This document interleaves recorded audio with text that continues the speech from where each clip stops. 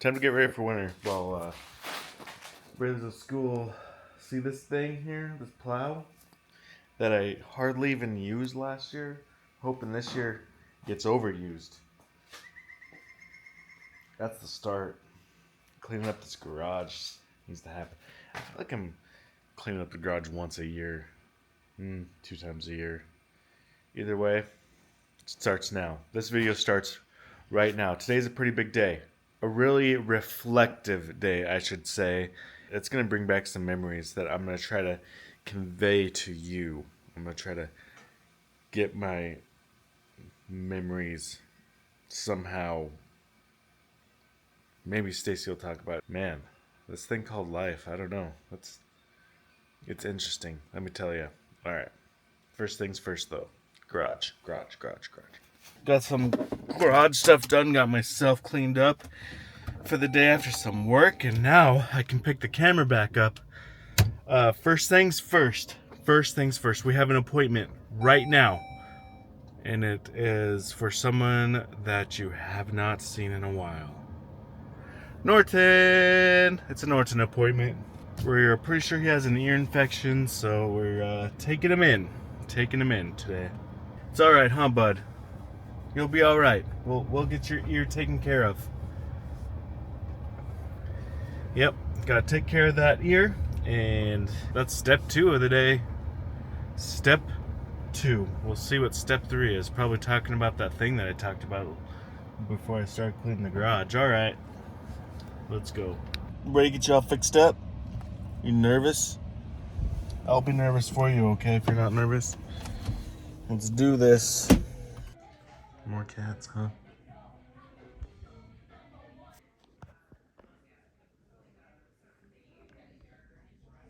It's a cat room. Well, we're through it, bud. We are through it. Turns out he doesn't have an ear infection. They call it a yeast one. So we got some ear cleaning to do. Ready to go home? Do you want to go on a walk today? You want to go on a walk? Do you want cookies on your walk? Yeah. Okay, buddy. Welcome home. She's playing like some type of Spider-Man YouTube game? I don't know. She's not had remotes for like the past 20 minutes. Well, you don't. On a water slide video. You don't need remotes for this. I was wondering where she was going. Well, see her do it. She's doing lots of this. Yeah, because you can see her hands, like when she puts her hands out. She's Spider-Man. That's funny.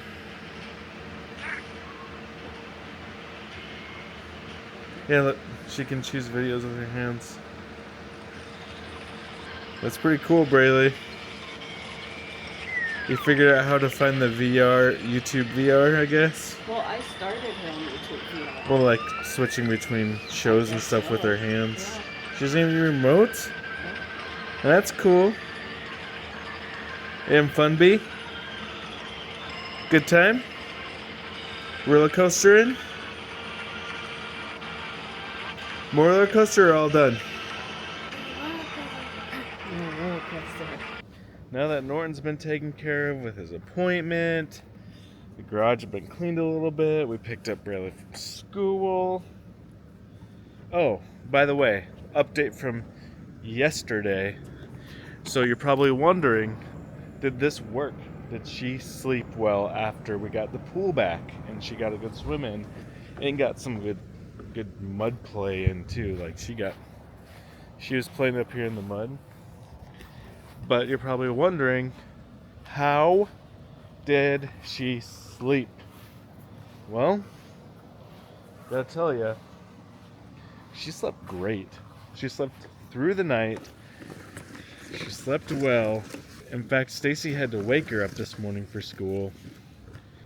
I feel like she needs to be worn out, not just like physically throughout the day, but like I think that she just needs a full sensory diet throughout every day, and that results in good sleep. I'm feeling more and more that we need a year-round pool around here, you know? If this really helps her live her best life, always sensory regulated, you know? Yeah, Brayy decided she would rather play in mud than swim. So I'm stuck here all alone. 10 years ago this week, Brayy was officially diagnosed with autism spectrum disorder. Your tan looks way different. Your burn line looks way darker in the camera screen than in real life. It's a tan now? I know. Your farmer's tan. From one day. That's crazy. One day did that to you. I should be a farmer. International Harvester. No, that's a terrible song. So I was looking at my memories and it came up that Bray's been diagnosed with autism for 10 years now. It's crazy to think that it has been a whole decade of knowing. We found out really early on, so she wasn't even 2 yet. So, I mean, it hasn't really changed a lot because we knew from pretty early on. But I will say that we've changed a lot. And we have made mistakes because we didn't know any better. And we've learned from them. We've learned a lot. She's changed us as people for the better. Experiencing things in the disability community, in the autism community, and just all of that, I think, has changed us for the better as people as well. We have learned so much and will continue to grow and change as, you know, things come up, because once you know better, you do better. I know that typically it's a really hard day for people, and we've talked about it before, but in case you haven't heard, we were expecting it. The people there were expecting us to be really upset, and we weren't, just because we knew walking in what was the likely outcome, so it's not like we were blindsided. There could be a lot said about things that should change when diagnosing, but I think that everybody does it differently, so it's hard to say universally how it should be dealt with. And everybody just goes through their feelings differently and how they feel about it. But I will say that I wish that it was more of a positive outlook. And then we were given some resources, but I feel like there are so many resources out there that you still have to dig for. We'll always think that that should be more readily available for people. Another thing that I think has been really instrumental for us is knowing that Brayy on paper can seem really, I don't know, like negative. Diagnosis on paper versus a human being is so different, and I think that it's important to remember that they're more than just what is put down on paper. These people see them for a short time, you know, for diagnosing and everything, and you know your kids. There's so many complexities and facets that just can't be found in that short time. And then I know it's probably a broken record, you hear it a lot, but it's the same kid before diagnosis as after, same person. And you just kind of adapt and change, and you make a lot of choices based on what you think is best, and sometimes you change it. Brayy has been to, you know, we moved out of state to get better services for her. We have moved houses because we wanted her in a better situation to where we are now. She's been to a public school and that didn't work out, and put her in full-time therapy, and that was also temporary, and now she's back in public school, and even moved on to the middle school and public school. So there's a lot that's happened, and you know, choices we've made to get Brayy where she's at. At the time that she was that young, we didn't know what the future was going to look like for us and for Brayy, and if we look back to that point, I don't know that we would have had any idea that she and us as a family would be where and how we are now. Like, I wouldn't have predicted any of it. And so for us, I think the unknown was really, really hard, because you hear a lot of negative stuff, and it's possible to really change things for the better and not change her. I mean, she doesn't need changed.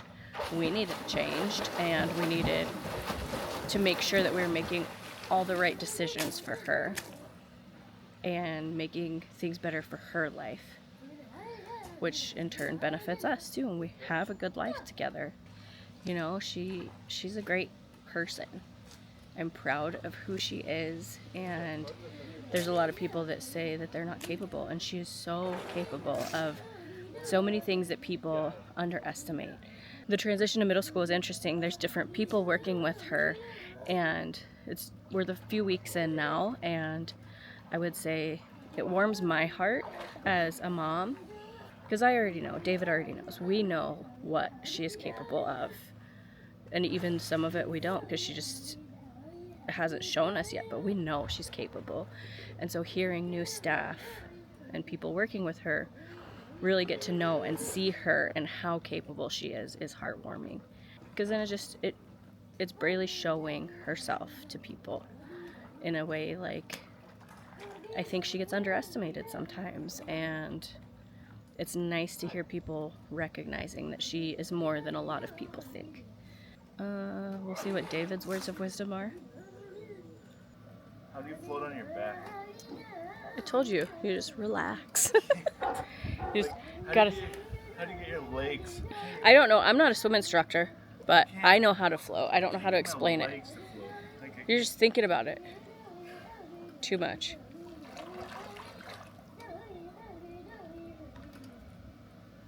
Yeah, only your head is floating. My legs are just too strong to float, I guess. It's a 10-year anniversary before our 10-year anniversary. Yeah, because we actually got married like a month or so. 2 months, yeah. After. So our whole marriage. A lot of times, a lot of memories. We've been through. A lot of working through stuff. We've been through some rough times. A lot of tough years. But look where we got. Yeah. I mean, it's not perfect, because, you know, life isn't perfect. But it's really the perspective that makes it good, you know? Yeah, like, We've learned to let go of a lot of little things and pick our battles. yeah. If you want to feel better about it down the road, you have to let go of some things eventually. Everybody processes things differently. That's where you get through it. At least from my experience and my perspective of being a dad and everything. Because, you know, my experience is going to be different than yours. My thoughts are different than yours. Yeah, a lot of males don't have the same supports available for them. No, they don't. I still don't think it exists. Well, and a lot of men stereotypically don't talk about emotional things. So even just having guy friends to talk to about it, you know. I don't even really talk about emotional things. Yeah. As much as I share here, I really don't talk about a lot of it. But what I'm trying to say is going through it all, like, if I didn't change my perspective on things, it would have been a pretty rough 10 years. Yeah. Instead, it was just a rough few years. Like, working through it myself, like, really is fine, yeah. But me, I wasn't so fine the first few years. Alright. I have no clue what Stacy, what details she talked about, so I guess I'll learn when I'm editing the video, right? Don't go yet. 2 things. I asked you to remind me about that one thing yesterday's video. Yeah, not getting it to it today, so it's gonna have to be tomorrow. Something in my hair.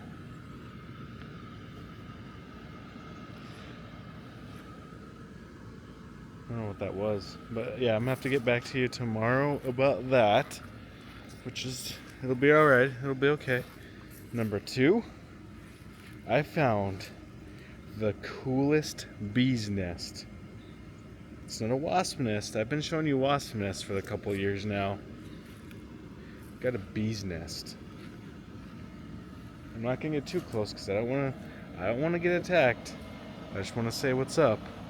I wish I could see like the inside of it, because I bet you this hive is amazing with the amount of bees that are coming in and out of it. So cool. Let's show you. Bees are good. We like bees. They pollinate. Whoa, that bee came real close to my face. I don't know how much you're going to be able to see of it here, but I don't want to get too close. It's in our rocks.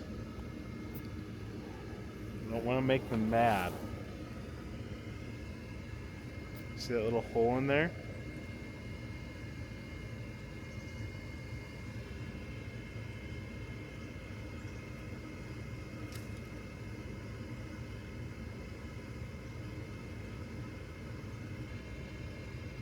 Ooh, there's a lot of them.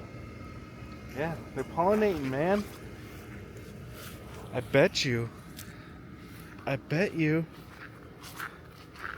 they're coming over here. No bees here.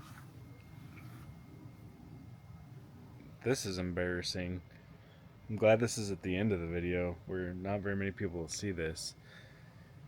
So I was cleaning up this back area down here, and I got busy, I guess, and I didn't get through it all, and I ended up leaving this cart full of dirt, and it started growing stuff. Like it's a whole ecosystem in there, a whole ecosystem. And then guess what happened? It just grew and grew and grew. Grow. Look at this. It grew out of my cart. And boom! It's a freaking pumpkin. Look at that. A pumpkin's growing.